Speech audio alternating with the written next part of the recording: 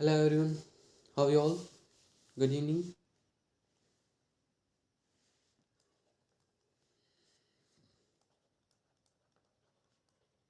So कैसे हो सब? So guys, this is our second class, okay, of polity. In this class, we will cover chapter number 19 and 20 of your Lakshmikant. That is about Prime Minister and Council of Ministers, okay. So guys, what you have to do is you have to make notes and then keep them revising, okay. Okay, let's start. Prime Minister, ठीक है, इनके बारे में पढ़ेंगे आज, मोदी जी के बारे में पढ़ेंगे, मज़ा आएगा, ठीक है। देखो क्या होता है, एक होते हैं हमारे प्रेसिडेंट, ठीक है, एक होते हैं प्रेसिडेंट, एक होते हैं हमारे प्राइम मिनिस्टर। तो प्रेसिडेंट होते हैं वो होते हैं हमारे head of the state, state मतलब इंडिया, कंट्री हमारी, ठीक है। और जो प्राइम मिनिस्टर होते हैं वो होते हैं हेड ऑफ द गवर्नमेंट, ठीक है, मतलब ये होते हैं प्राइम मिनिस्टर, ठीक है।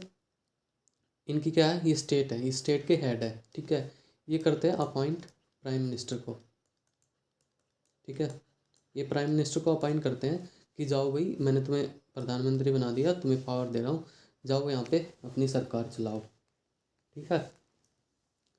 तो जो प्राइम मिनिस्टर जो होता है, जितने भी वो काम होते हैं वो सारे किसके नेम पे होते हैं, वो सारे प्रेसिडेंट के नेम पे होते हैं। और करता कौन है उनको, prime minister, because the head of government, okay. So guys, president is the nominal executive authority and the prime minister is the real executive authority. मतलब जो है ना असली पावर होती है ना, वो होती है हमारे प्राइम मिनिस्टर के हाथों में, prime minister and council of minister, ठीक है, ना कि प्रेसिडेंट, ठीक है। प्रेसिडेंट जितने भी काम करता है ना, वो करता है इनके कहने पे, काउंसिल ऑफ मिनिस्टर और प्राइम मिनिस्टर के कहने पे, ठीक है। सो गाइस, सबसे पहले बात करते हैं आर्टिकल नंबर 75 के बारे में। आर्टिकल नंबर 75 क्या कहता है कि prime minister should be appointed by the president. अभी मैंने आपको बताया प्रेसिडेंट क्या करता है, प्राइम मिनिस्टर को अपॉइंट करता है। अब ऐसा तो है नहीं कि किसी को भी उठाया और अपॉइंट कर दिया, नहीं ना। तो किसको अपॉइंट करता है, president has to appoint the leader of the majority party in the Lok Sabha as prime minister. जिसको लोकसभा में सबसे ज़्यादा सीटें मिली होंगी ना, जिसके पास मेजोरिटी होगी, जो उस पार्टी के लीडर को अपॉइंट करता है प्राइम मिनिस्टर। कौन कौन करता है, प्रेसिडेंट, ठीक है। लोकसभा में जिस पार्टी को सबसे ज़्यादा सीट मिलती हैं, उस पार्टी के लीडर को प्रेसिडेंट साहब हमारे प्राइम मिनिस्टर अपॉइंट करते हैं, ठीक है। लेकिन इन केस अगर मान लो किसी भी पार्टी को मेजोरिटी नहीं मिली, ठीक है, तो क्या होता है, the president may appoint the leader of the largest party. तो क्या होता है, अगर किसी भी पार्टी को नहीं मिलती मेजोरिटी, तो क्या करता है प्रेसिडेंट साहब हमारे, या तो उस पार्टी के लीडर को अपॉइंट कर दे जिसको सबसे ज़्यादा सीटें मिली है, और या फिर क्या कर दे, लीडर ऑफ कोएलिशन। कोएलिशन मतलब जब दो तीन पार्टी आपस में गठबंधन बनाती हैं, कि मान लो किसी को भी बहुमत नहीं मिला, तो क्या करते हैं, दो पार्टी एक साथ आ जाती हैं, उनका मिला के कोएलिशन बन जाता है। तो फिर वो अपना एक लीडर इलेक्ट करते हैं, तो वो एक बोल सकते हैं गठबंधन की सरकार हो जाती है। जैसे कि हरियाणा में है बीजेपी एंड जेजेपी की, ठीक है। ऐसे ही जैसे महाराष्ट्र में है, दैट इज़ अबाउट कोएलिशन। लेकिन सेंटर में किसके है, सेंटर में ऐसा कोएलिशन अभी कुछ नहीं है, क्योंकि अभी बीजेपी के पास मेजॉरिटी है, ठीक है। A person who is not a member of either house of parliament can be appointed as prime minister for a maximum period of 6 month. मतलब क्या है इस बात का, मतलब कि ये है कि अगर जिस आदमी को प्राइम मिनिस्टर अपॉइंट करेगा ना हमारे prime minister, he should be A member of either house of the parliament. वो मेंबर होना चाहिए किसी भी हाउस का, या तो वो लोकसभा का मेंबर हो या वो राज्यसभा का मेंबर हो, ठीक है।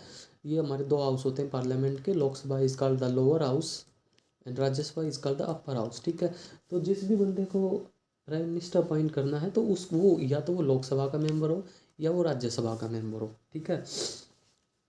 अदरवाइज अगर वो ऐसे इनमें से किसी का भी मेंबर नहीं है, ठीक है, तो वो मैक्सिमम 6 महीने तक ही प्राइम मिनिस्टर रह सकता है, ठीक है। उसके बाद या तो उसको रिज़ाइन करना पड़ेगा, या उसको इन दोनों का किसी में से एक का भी मेंबर बनना पड़ेगा, मतलब, ठीक है। तो इस टाइप के क्वेश्चन ना स्टेटमेंट्स में आते हैं, ठीक है। ऑप्शन दे देगा कि a person who is not a member of either house can never be appointed as prime minister. तो ये नहीं है कि नेवर बी अपॉइंटेड नहीं होगा, अपॉइंट हो सकता है लेकिन for a maximum period of 6 month. ठीक है, उसके बाद या तो वो रिजाइन करे या वो इन किसी भी हाउस का मेंबर बन जाए। ठीक है, the PM may be A member of any of the 2 houses of the parliament. अभी मैंने बताया किसी भी एक हाउस का मेंबर होना चाहिए। ठीक है, PM holds office during the pleasure of president. अब ये प्लेजर ऑफ प्रेसिडेंट क्या होता है? देखो दो चीज़ होती हैं, एक होता है security of tenure, security of tenure एक होता है प्लेजर ऑफ प्रेसिडेंट। देखो जिस भी बंदे के पास सिक्योरिटी ऑफ टेन्योर होगी ना, इसका मतलब क्या है? सिक्योरिटी नाम से क्लियर है, टेन्योर मतलब उसका कितना कार्यकाल है, सिक्योरिटी मतलब उसके पास, मतलब इसको ऐसे लगा लो जॉब सिक्योरिटी। मतलब कोई भी बंदा है, जैसे हमारे प्रेसिडेंट साहब हैं, उनके पास सिक्योरिटी ऑफ टेन्योर है, मतलब उसको ऐसे भी कोई भी उठा के उनको ऑफिस से नहीं निकाल सकता। उनको निकालने के लिए एक वेल डिफाइंड प्रोसीजर होता है, जैसे प्रेसिडेंट के लिए रिमूवल के लिए होता है ना इम्पीचमेंट। ठीक है, रेजोल्यूशन पास करना पड़ता है। ठीक है, स्पेशल मेजोरिटी के साथ दोनों हाउसेस में, और जिसको, ठीक है, तो ये था सिक्योरिटी ऑफ टेन्योर। मतलब कोई भी ऐसे नहीं किसी का भी मन हुआ उठा के रिमूव कर दिया, तो नहीं, उन लोगों के पास सिक्योरिटी ऑफ टेन्योर होती है। लेकिन एक होता है प्लेजर ऑफ प्रेसिडेंट। इसका मतलब क्या है कि उनके पास सिक्योरिटी ऑफ टेन्योर नहीं होती, अब प्रेसिडेंट साहब जब जाएँ उनको रिमूव कर सकते हैं। ठीक है, ये था प्लेजर ऑफ प्रेसिडेंट। तो जो हमारे प्राइम मिनिस्टर होते हैं don't have the security of tenure, ये hold office during the pleasure of president.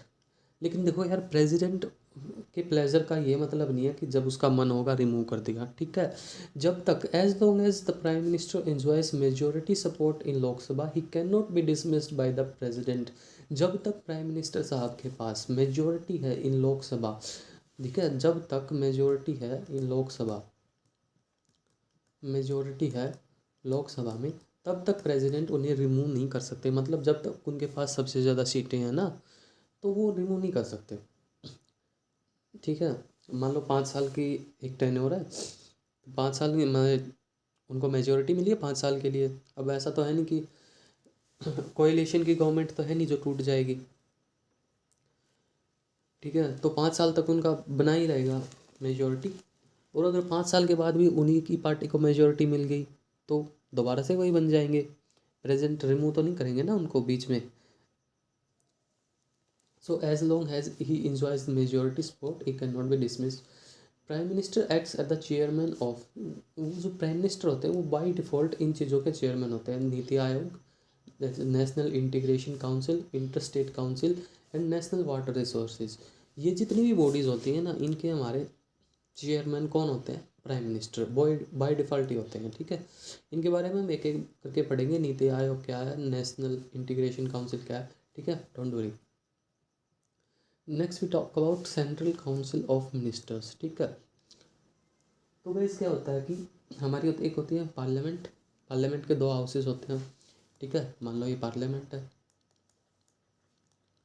Parliament इसके 2 हाउसेज हैं, लोकसभा और राज्यसभा। जो हमारी सरकार होती है वो किससे बिलोंग करती है? इसे लोकसभा से बिलोंग करती है, मेजोरिटी लोकसभा में होती है। तो इसमें क्या होती है? इसमें होती है हमारी काउंसिल ऑफ मिनिस्टर्स। मतलब एक सेकेंड, मान लो इसमें कुछ मेंबर्स होते हैं, कुछ तो होते हैं रूलिंग पार्टी के, कुछ होते हैं अपोजिशन के। ठीक है, तो फिर जो रूलिंग पार्टी के होते हैं वो क्या बनाते हैं? अपनी काउंसिल बनाते हैं मिनिस्टर्स की, काउंसिल ऑफ मिनिस्टर्स। ठीक है, उसका हेड कौन होता है? उसका हेड होता है प्राइम मिनिस्टर। तो अभी इसी काउंसिल ऑफ मिनिस्टर्स के बारे में हम पढ़ेंगे। ठीक है, सो आर्टिकल 74 क्या कहता है? Article 74 deals with the status of central council of minister. Council of ministers के स्टेटस के बारे में कौन डील करता है? आर्टिकल 74। इसमें क्या क्या लिखा हुआ है देखो, there shall be a council of minister, एक काउंसिल ऑफ मिनिस्टर होनी चाहिए, headed by the prime minister. अभी मैंने बताया आपको कौन हेड करता है? Prime minister. इस और इसका क्या काम क्या होता है? इसका काम होता है to aid and advise the president. ठीक है, जैसे मैंने अभी बताया, जो प्रेसिडेंट साहब होते हैं जितने भी काम करते हैं ना, वो इन लोगों के बोलने पे ही करते हैं। Council of ministers this is headed by the prime minister. जो भी प्रेसिडेंट साहब को ये लोग एडवाइस करेंगे, प्रेसिडेंट साहब वही करते हैं। ठीक है, यानी कि प्रेसिडेंट का जो मन हुआ कर दिया। ठीक है, The advice tendered by the ministers to the president shall not be inquired any court by any court. तो ये जो भी एडवाइस देते हैं ना प्रेसिडेंट को, कुछ भी करने के लिए बोलते हैं, तो उसको किसी भी कोर्ट के अंदर क्वेश्चन नहीं किया जा सकता, ठीक है। काउंसिल ऑफ मिनिस्टर होती है, उसमें कौन होता है, इसमें अलग अलग मिनिस्टर होते हैं, जैसे होम मिनिस्टर हो गया, फाइनेंस मिनिस्टर हो गया, डिफेंस मिनिस्टर हो गया, और उन सबको हेड कौन करता है, उन सबको हेड करता है हमारे प्राइम मिनिस्टर, ठीक है। वो कोई डिसीजन लेते हैं, वो प्रेसिडेंट साहब को बोलते हैं, और प्रेसिडेंट साहब एक्शन लेते हैं, ठीक है। तो किसके बोलने पे एक्शन लेते हैं प्रेसिडेंट, काउंसिल ऑफ मिनिस्टर्स के बोलने पे, ठीक है। Next come to article number 75। ये क्या करता है, it deals with the appointment, tenure and responsibility, qualifications, oath, salary and allowances. किसके allowances, prime minister and other ministers, जितने भी काउंसिल ऑफ मिनिस्टर्स में होते हैं, इन सब के अपॉइंटमेंट, टेन्योर, रिस्पॉन्सिबिलिटी, इन सब के बारे में बात करता है। तो देख लेते हैं इसके बारे में ब्रीफली क्या क्या है। तो इसमें क्या लिखा है, the PM should be, prime minister should be appointed by the president. ये हम ऑलरेडी पढ़ चुके हैं। प्राइम मिनिस्टर कौन अपॉइंट करेगा, president. And the other minister, जो बाकी मिनिस्टर्स होते हैं, जैसे आपने देखा है ना, जब शपथ ग्रहण समारोह होता है प्राइम मिनिस्टर का, तो कौन अपॉइंट करता है, प्रेसिडेंट अपॉइंट करता है। तो वो ओथ लेते हैं, और उनके साथ आपने देखा होगा बाकी लोग भी ओथ लेते हैं एज ए मिनिस्टर्स, जैसे home minister, finance minister, defence minister, external affair ministers, ठीक है। यही सब तो होते हैं काउंसिल, यही सब तो मिलकर काउंसिल ऑफ मिनिस्टर्स बनाते हैं ना, ठीक है। तो वो भी ओथ लेते हैं उनको, ठीक है। तो उनको भी कौन अपॉइंट करता है, उनको भी प्रेसिडेंट ही अपॉइंट करता है, but on the advice of prime minister, ठीक है। The total number of ministers in the council of ministers, देखो जो काउंसिल ऑफ मिनिस्टर होते हैं ना, एक होते हैं, मान लो हमारे मोदी जी के बाद 300 MPs हैं, ठीक है, 300 MPs हैं। तो ऐसा तो नहीं है कि वो 300 के 300 को काउंसिल ऑफ मिनिस्टर्स में बना देंगे, नहीं ना, सबको मिनिस्टर्स नहीं बनाया जाता, उसकी एक लिमिट होती है, which should not exceed 15% of the total strength of Lok Sabha. Lok Sabha की मान जितनी भी टोटल स्ट्रेंथ है ना, उसका 15% से ज़्यादा मिनिस्टर्स नहीं होने चाहिए आपकी काउंसिल ऑफ मिनिस्टर्स में, और उस इस 15% में प्राइम मिनिस्टर भी आते हैं, ठीक है। सो क्या बता रहा हूँ मैं आपको, जो हमारी काउंसिल ऑफ मिनिस्टर्स होती है, उसमें टोटल नंबर ऑफ मिनिस्टर्स 15% से ज़्यादा नहीं होनी चाहिए, इंक्लूडिंग द प्राइम मिनिस्टर, ठीक है। अब मान लो किसी 300 MPs हैं मोदी जी के पास, तो ये नहीं कि वो 300 के 300 को मंत्री बना देंगे, नहीं ना, ठीक है। Okay, next is the council of ministers is collectively responsible to the Lok Sabha only. जो देखो काउंसिल ऑफ मिनिस्टर्स, ये लोग कहाँ से आते हैं, लोकसभा से बिलोंग करते हैं, तो ये केवल लोकसभा को ही रिस्पॉन्सिबल होते हैं, ये लोग राज्यसभा से रिस्पॉन्सिबल नहीं होते, क्योंकि हमारी जो सरकार है वो रिस्पॉन्सिबल होती है लोकसभा ओनली, ठीक है। तो ओके, ये भी वही same, minister who is not a member of either house of parliament other house can be appointed for a maximum period of 6 month. मतलब जो मिनिस्टर अगर किसी भी हाउस का मेंबर नहीं है, ठीक है, या तो वो लोकसभा का मेंबर होना चाहिए या राज्यसभा का मेंबर होना चाहिए, ठीक है। देखो मेंबर देखो किसी भी हाउस का हो सकता है, लेकिन रिस्पॉन्सिबल सिर्फ लोकसभा को होगा। मान लो उसने कुछ कांड कर दिया तो उसको जवाब सिर्फ लोकसभा को देना पड़ेगा, ठीक है। लेकिन वो मिनिस्टर बनने के लिए किसी भी हाउस का मेंबर हो सकता है, अगर नहीं है ना, तो उसको मैक्सिमम केवल 6 महीने के लिए अपॉइंट किया जा सकता है। 6 महीने के बाद या तो वो रिज़ाइन करे, या वो मिनिस्टर या वो कोई मेंबर बने इस किसी भी हाउस का, ठीक है। सेम केस प्राइम मिनिस्टर के बारे में होता है, क्योंकि prime minister is itself A minister ना, ठीक है। उनका भी यही 6 महीने का होता है, या तो 6 महीने के अंदर किसी हाउस के मेंबर बन जाएं या रिज़ाइन कर दें, ठीक है। So a minister who is not a member of either house can be appointed for a maximum period of 6 months. Okay. Next is the 42nd and 44th Constitutional Amendment Act have made the advice by council of ministers binding on the president. देखो अभी मैंने आपको बताया था कि जो हमारे president होते हैं वो जो भी एक्शन लेते हैं किसके कहने पे लेते हैं, वो लेते हैं काउंसिल ऑफ मिनिस्टर्स के कहने पे। काउंसिल ऑफ मिनिस्टर्स उन्हें जो करने को बोलता है वो वही एक्शन लेते हैं, और जो काउंसिल ऑफ मिनिस्टर्स उनको बोलेगा ना, दैट इज़ बाइंडिंग, वो बाइंडिंग होता है प्रेसिडेंट साहब के ऊपर, वो उनको मानना ही पड़ेगा। ये नहीं कि वो मना कर दिया, कहा नहीं मान रहा कर लो जो करता है, नहीं, ऐसा नहीं होगा, ठीक है। तो बाइंडिंग होती है एडवाइस। जैसे मान लो इमरजेंसी लगानी है, ठीक है, इमरजेंसी लगानी है तो कौन लगाता है? लगाता तो प्रेसिडेंट है, लेकिन प्रेसिडेंट अपनी मर्जी से नहीं लगाता। जब उनको काउंसिल ऑफ मिनिस्टर रिटर्न में देती है ना, रिटर्न में, तब प्रेसिडेंट इमरजेंसी लगाता है, ठीक है, अपनी मर्जी से नहीं लगा सकता, ठीक है। इन 1974 the supreme court ruled that wherever the constitution require the satisfaction of the president, it is not his personal satisfaction but the satisfaction of the council of ministers। इसका मतलब क्या है?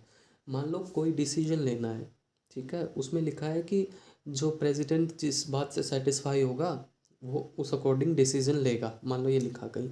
तो जो सेटिस्फेक्शन है ना, वो प्रेसिडेंट का खुद का सेटिस्फेक्शन नहीं होना चाहिए। वो सेटिस्फेक्शन किसका होता है? वो होता है काउंसिल ऑफ मिनिस्टर्स का। अगर काउंसिल ऑफ मिनिस्टर्स सेटिस्फाइड है तो प्रेसिडेंट सेटिस्फाइड है।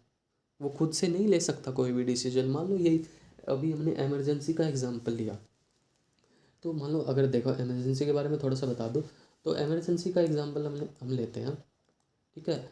इमरजेंसी देखो किन केसेस में लगती है? वॉर, एक्सटर्नल एग्रेशन, ज़्यादा डिटेल में बाद में पढ़ेंगे, अभी मैं आपको बस एक्सप्लेन कर रहा हूँ। या फिर आर्म्ड रिबेलियन, इन केसेस में लगती है इमरजेंसी, ठीक है। मान लो कोई वार होगी किसी देश के साथ, तो इस केस में प्रेसिडेंट कौन इमरजेंसी लगा सकता है? प्रेसिडेंट इमरजेंसी लगा सकता है, बट किसके कहने पे लगाएगा? On the written advice of council of ministers. जब काउंसिल ऑफ मिनिस्टर्स उसको रिटन में लिख के देंगे, ठीक है, अपनी मर्जी से नहीं लगाएगा, ठीक है। या फिर वो एक और केस में लगा सकता है, मान लो वार हुई नहीं है बट प्रेसिडेंट सेटिस्फाइड है कि आने वाले टाइम में वार हो सकती है, ठीक है, तो प्रेजेंट अगर सेटिस्फाइड है तो वो इमरजेंसी लगा सकता है। और अब ये जो सेटिस्फेक्शन वर्ड आया ना, ये प्रेसिडेंट का पर्सनल सेटिस्फेक्शन नहीं होना चाहिए कि हाँ भाई मुझे लग रहा है वार हो सकती है। नहीं भाई, तुम्हारे लगने से कुछ नहीं होता। अगर काउंसिल ऑफ मिनिस्टर्स सेटिस्फाइड है तो वो बोला जाएगा सेटिस्फेक्शन, ठीक है।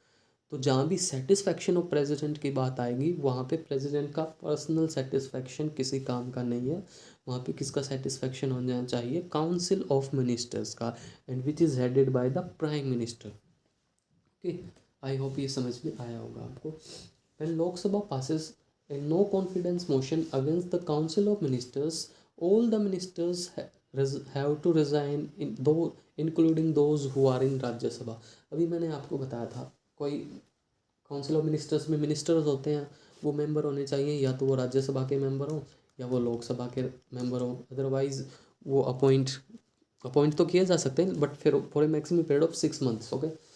लेकिन नो कॉन्फिडेंस मोशन क्या होता है? नो कॉन्फिडेंस मोशन होता है मतलब जब कोई सरकार है वो लोकसभा में अगर अपनी मेजोरिटी खो दे, ठीक है, उनको सपोर्ट ना रहे। मान लो मोदी जी के पास अभी 300 MP हैं और 300 में से मान लो 200 अपना सपोर्ट वापस ले लें, तो क्या होगा? सरकार गिर जाएगी, ठीक है। सरकार गिर जाएगी तो फिर एक मोशन पास किया जाएगा लोकसभा में, and that is called no confidence motion, ठीक है। कि मतलब अब सरकार के पास मेजोरिटी नहीं रही तो सरकार को क्या करना पड़ता है? रिज़ाइन करना पड़ता है उस केस में। और ये पास किसके अगेंस्ट किया जाता है? ये पास किया जाता है against the council of ministers. जो काउंसिल ऑफ मिनिस्टर्स होती है ना उसके, और जब ये पास हो जाता है then all the ministers have to resign. जितने भी मिनिस्टर होते हैं, चाहे वो लोकसभा में हो चाहे वो राज्यसभा में हो, ठीक है, उनको रिज़ाइन करना पड़ता है, ठीक है, इंक्लूडिंग द प्राइम मिनिस्टर साहब, उनको भी रिज़ाइन करना पड़ेगा क्योंकि वही तो हेड है काउंसिल ऑफ मिनिस्टर्स के। जब काउंसिल ऑफ मिनिस्टर्स ही नहीं रहेगी तो हेड क्या करेगा?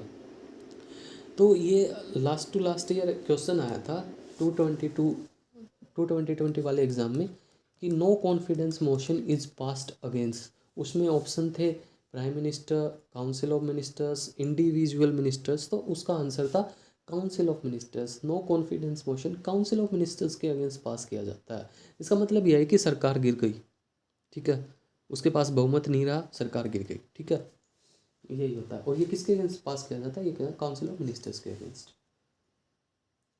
Next we talk about composition of council of ministers. इसमें कौन कौन आता है? अभी मैंने बात करी कौन कौन आता है। मान लो मोदी जी के पास 300 MP हैं, तो वो क्या कर सकते हैं? वो 15% लोगों को मिनिस्टर्स बना सकते हैं अपनी काउंसिल में, ठीक है।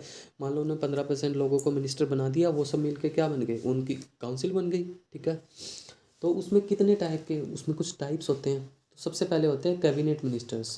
कैबिनेट मिनिस्टर में मतलब इसमें जितने भी इम्पोर्टेंट पोर्टफोलियोज या डिपार्टमेंट होते हैं ना वो आते हैं, जैसे होम मिनिस्टर हो गया, डिफेंस, एक्सटर्नल अफेयर्स मतलब फॉरेन मिनिस्टर, ठीक है, एंड फाइनेंस मिनिस्ट्री हो गई अपनी, ठीक है। तो ये सारे इम्पोर्टेंट पोर्टफोलियोज हैं, ठीक है। तो इनको जो हेड बनाया जाता है ना, जो मिनिस्टर इनका हेड बनाया जाता है उनको बोलते हैं कैबिनेट मिनिस्टर्स, ठीक है। Cabinet it's a part of council of ministers, ठीक है। कैबिनेट एक काउंसिल ऑफ मिनिस्टर्स का ही छोटा हिस्सा होता है जिसमें केवल इम्पोर्टेंट पोर्टफोलियोज वाले मिनिस्टर होते हैं, जैसे होम मिनिस्टर हो गया, मोटा भाई हो गए हमारे, ठीक है, defence minister, external affair minister and finance minister, और भी जितने भी इम्पोर्टेंट है, ठीक है। एक फिर दूसरा टाइप होता है मिनिस्टर ऑफ स्टेट्स। इसमें कौन कौन आते हैं, इसमें वो मतलब जो इनसे जो थोड़े से लेस इम्पोर्टेंट होते हैं, थोड़े से लेस इम्पोर्टेंट, ठीक है, वो वाले मिनिस्टर्स होते हैं मिनिस्टर ऑफ स्टेट्स में। फिर होते हैं डेप्यूटी मिनिस्टर्स। डेप्यूटी मिनिस्टर ये असिस्टेंट का काम करते हैं, ठीक है, एज एन असिस्टेंट, या तो वो मिनिस्टर ऑफ स्टेट को असिस्ट करेंगे या कैबिनेट मिनिस्टर्स को असिस्ट करेंगे, ठीक है। इनका खुद का कोई इंडिपेंडेंट डिपार्टमेंट नहीं होता है, ठीक है।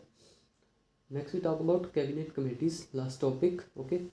कैबिनेट कमेटीज, कमेटीज क्या होती हैं, आपको पता क्या होती है कमेटीज, मतलब दो चार लोगों का एक ग्रुप बना दिया, मान लो कोई मसला हो गया, ठीक है, तो दो चार लोगों का ग्रुप बना दिया, वो उस बात को देखेंगे, वो चेक करेंगे भी हाँ भी क्या दिक्कत है। तो ये जो कमेटीज़ होती हैं ये दो टाइप की होती हैं, ठीक है। सबसे पहले क्या होता है, एक ग्रुप टाइप होता है, ठीक है, ठीक है, किसी भी, ठीक है। और ये दो टाइप के होते हैं। एक सेकेंड,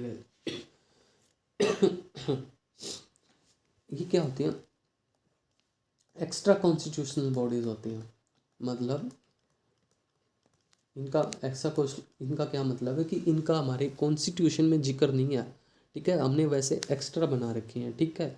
मान लो कोई इमरजेंसी आन पड़ी या कोई दिक्कत आन पड़ी, जैसे मान लो कोई बंदे हैं, उनको वो प्रोटेस्ट कर रहे हैं कि हमें रिजर्वेशन चाहिए, ठीक है, वो प्रोटेस्ट कर रहे हैं कि हमें रिजर्वेशन चाहिए। तो हमारी सरकार क्या करेगी, हमारी सरकार एक कमेटी बनाएगी।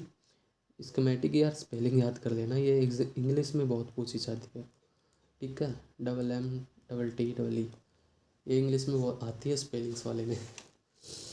तो हमारी सरकार कमेटीज़ बनाती है, हाँ कि ये कमेटीज़ बनाएंगे, ये चेक करेंगे कि हाँ भाई इन्हें रिजर्वेशन की ज़रूरत है भी या नहीं भी, ये अपनी कुछ रिकमेंडेशंस देंगे सरकार को, फिर वो सरकार के हाथ में कि वो इनके रिकमेंडेशंस को मानेगी या नहीं मानेगी, ठीक है, वो सरकार के हाथ में है। तो ये दो टाइप की होती हैं, एक होती हैं परमानेंट कमेटीज़, ठीक है, दूसरी होती है एड हॉक कमेटीज़, ये मतलब होती है टेम्पोरेरी, ठीक है। परमानेंट कमेटीज़ वो होती हैं जो हर टाइम बनी रहती हैं, ठीक है, ठीक है, एक बार बन गई तो वो बनी रहेंगी, ठीक है।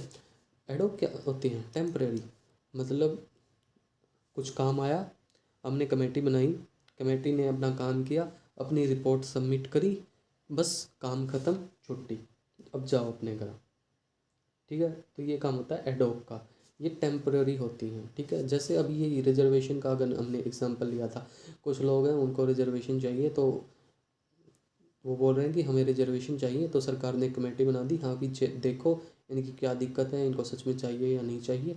तो सरकार ने एक टेम्पोररी कमेटी बना दी, उसने अपने चेक किया, रिपोर्ट सबमिट करी, उनका काम ख़त्म, बस, दैट्स, ठीक है।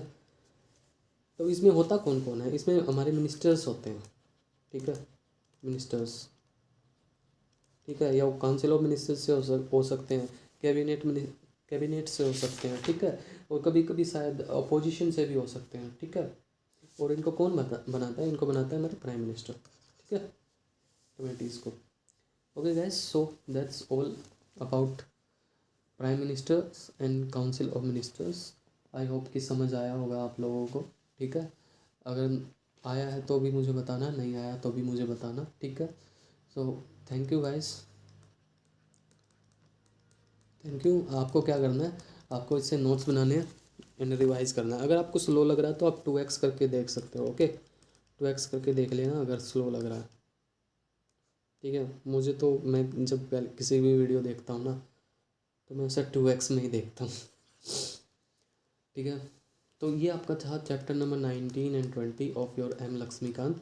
मुझे नहीं लगता ये देखने के बाद आपको बुक उठाने की ज़रूरत पड़ेगी, और होनी भी नहीं चाहिए। आप ये पीडीएफ है जो मैं यहाँ पे सेंड कर दूँगा, ये टेलीग्राम चैनल है, ठीक है। ये मैं ज्वाइन कर लेना, ठीक है, सर्च कर लेना, मिल जाएगा यहाँ पे। मैं ये पीडीएफ भेज दूँगा and you guys follow on Instagram भी इसी नेम से है, ठीक है।